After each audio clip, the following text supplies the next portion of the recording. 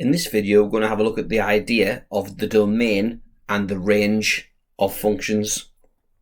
But first of all, let's have a look at actually what makes something a function. So a function is a mathematical mapping between x and y values, where every x value gives a single y value, and that's the key point. Every x value gives a single y value. So I've got pictures of two potential functions here. One is a function and one isn't. Remember, every x value gives a single y value. Well, in this particular graph here, we can see by doing what's called a vertical line test that this x value, 8, gives two y values. So that violates the condition that we just said. So that is not a function because there are two y values for that one x value. So looking at this next one here, this particular graph does represent a function because there's only ever one y value per x value. No matter where I draw these vertical lines, they're only going to cut once, therefore every x value corresponds to one y value. So it is a function. So we can decide whether something's a function or not by drawing vertical lines, and if at any point it cuts twice, it's not a function, like here. And if it only cuts once, it is a function, like this one here. So now that we're familiar with the technical definition of a function, let's now have a look at the domain and range of a function. So let's have a look at this function here. The function we're given is f of x equals x plus 6, where x lies between -2 and 5.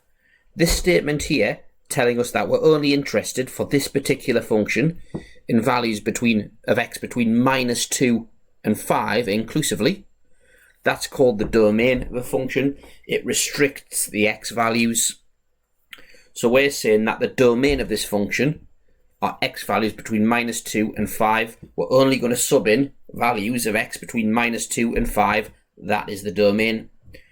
So the domain is the set of x values that a function can take. Now, one important thing to point out is that for any function, we get to choose the domain provided the x value is mathematically valid. So in this case, this function will be valid. We can sub in any real value of x and get an output. We decided to artificially restrict the values that we sub in to those between -2 and 5. We decided on the domain. The range of a function is the set of y values that result from choosing a particular domain. So in this case, the set of y values that result from this domain are from all the way up here down to here, the highest point on the graph down to the lowest point on the graph.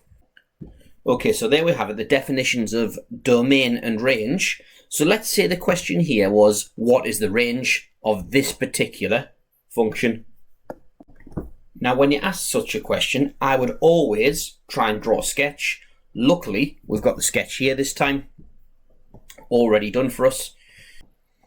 And we know the range goes from here all the way up to here. The y values span this lowest one up to this highest one. Now, first of all, let's have a look at the type of inequality here. So if you remember back at GCSE, if it was this type of inequality, an or equal to inequality, we represented that with a shaded in circle. If it was a not equal to inequality, we'd do it using a hollow circle. So this endpoint here, where x equals 5, it's an or equal to. So I'm going to represent the endpoint using a shaded circle, much like this one. This here is an or equal to inequality. So I'm going to shade this end using an or equal to as well.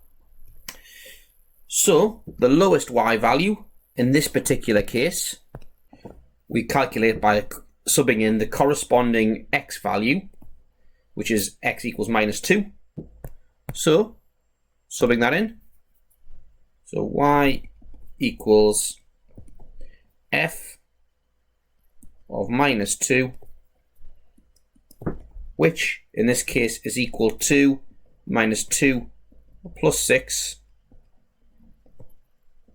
which is 4. So the lowest y value is 4. And the highest y value we get by subbing in 5 here. So the y value we get by subbing in 5, so f of 5, which is 5 plus 6, which is 11. So this lowest point has coordinates minus 2, 4. The highest point has coordinates 5, 11. Therefore the range, and this is how we should conclude, the range is all the way from 4 less than or equal to f of x less than or equal to 11. And technically you could get away with putting y there rather than f of x, but technically speaking it's the value of the function f of x that we're talking about, so we should have f of x there.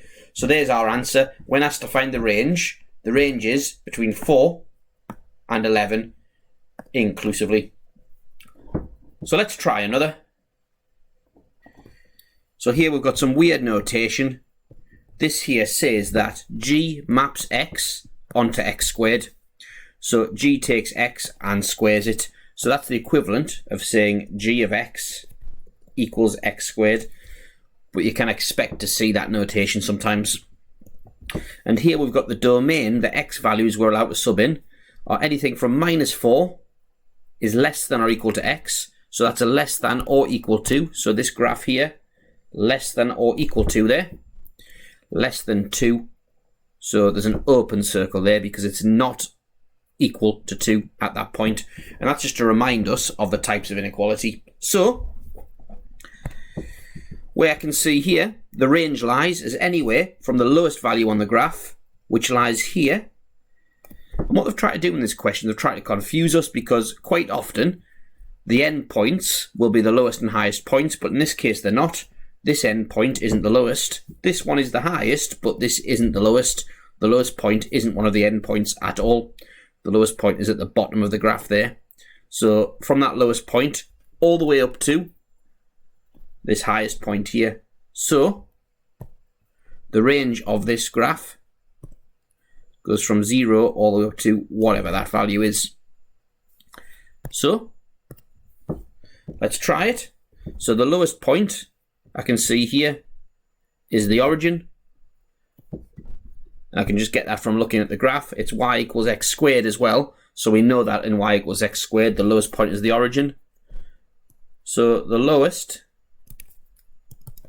we get by subbing in 0 into the function g. So g of 0, which is 0 squared, which is 0.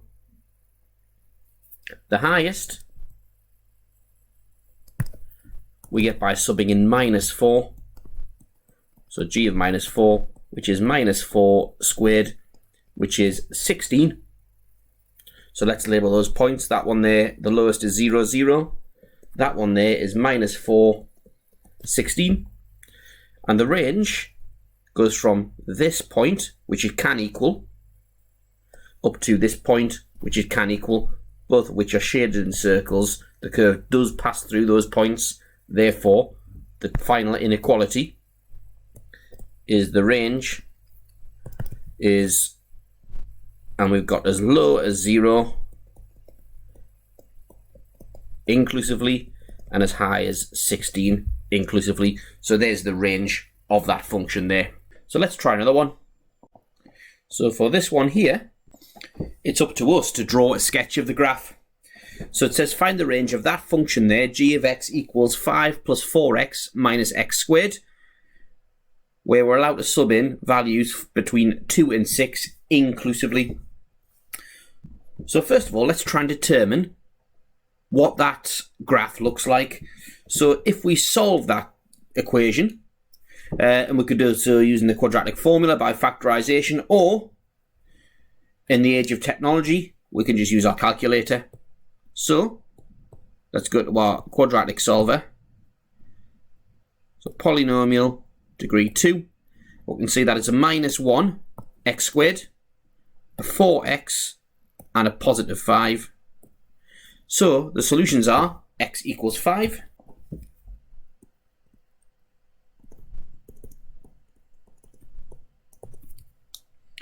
press equals again, x equals minus 1 is another solution, another root, and it will tell us the minimum or maximum of the curve. We keep pressing equals, so the maximum, because it's an upside down quadratic, is, you can see there, it's 2, and we could get this by completing the square as well, 2, 9. The calculator does it for us. Okay, so nice rough sketch of the graph. So there's our axes, and our roots are at 5 and minus 1 and 2, 9, roughly there, let's say, is the maximum. So it looks like this.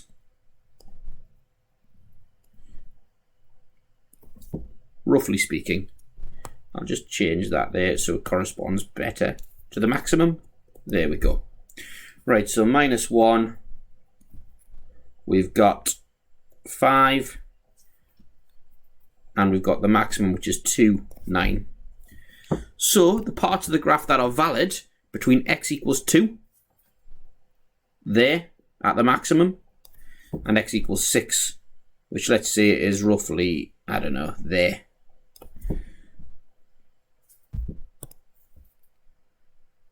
So the highest point is 2, 9. The lowest, and remember this graph is only valid between 2 and 6 being the x values, so I'll shade that red. That's the part of the graph that's valid. So the lowest point I'll get by subbing in 6. So, and it's not f, it's capital G in this case. Capital G of 6 equals 5 plus 4 lots of 6 minus 6 squared, which is equal to, so 5 plus 4 lots, oh, let's get the calculator working properly, 5 plus 4 lots of 6 minus 6 squared, which is equal to minus 7. So that point there is 6 minus 7. Therefore the range is everything from every y value from the highest point down to the lowest point. Therefore the range is anything from minus 7, which is the lowest value, less than or equal to capital G of x is the function, less than or equal to 9. And there we have it, find the domain and range of a function. But I can't stress it enough, draw a diagram. So have a go at some of the questions now, put it into practice, and just look back at this video if need be.